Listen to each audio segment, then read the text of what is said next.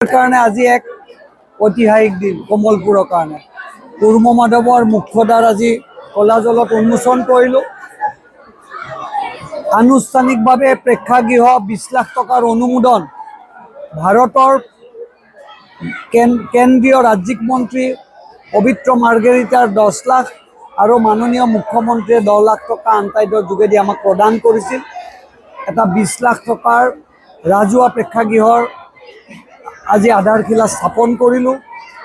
ইয়াৰ ওচৰতে দগাঁৱৰ ওচৰতে আমি কৰৈবাৰীত এখন 5 লাখ টকাৰ শ্মশান আধাৰশিলা স্থাপন কৰিলোঁ আৰু এই দগাঁও অঞ্চলত ভৱিষ্যতে এটা পূৰ্ণাংগ প্ৰেক্ষাগৃহ কৰাৰ আমি সংকল্প লৈছোঁ।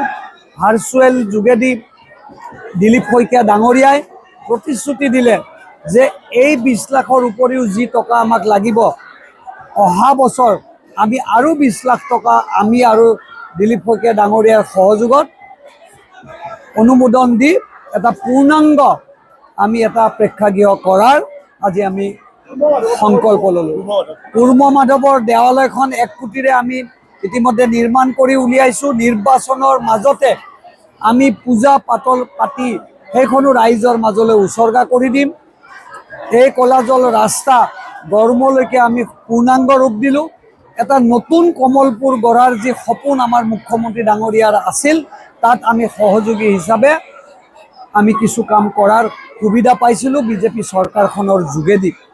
আৰু বিধায়কজন বিজেপি চৰকাৰৰ হোৱা কাৰণে এই অঞ্চলত 450 কিলোমিটাৰ ৰাস্তা আমি কৰিবলৈ সক্ষম হ'লোঁ। আৰু আমি আশা কৰিছোঁ অনাগত দিনত যি আৰু 10-12টা ৰাস্তা ডাঙৰ ৰৈছে, নতুন চৰকাৰ বিজেপিৰ হ'ব কোনো দিমত নাই। সেই চৰকাৰত আমি এই ৰাস্তা ঘাট সম্পূৰ্ণ কৰাৰ আজি আপোনালোকৰ যোগেদি ৰাইজক আমি এটা মনৰ কথা প্ৰকাশ কৰিছোঁ।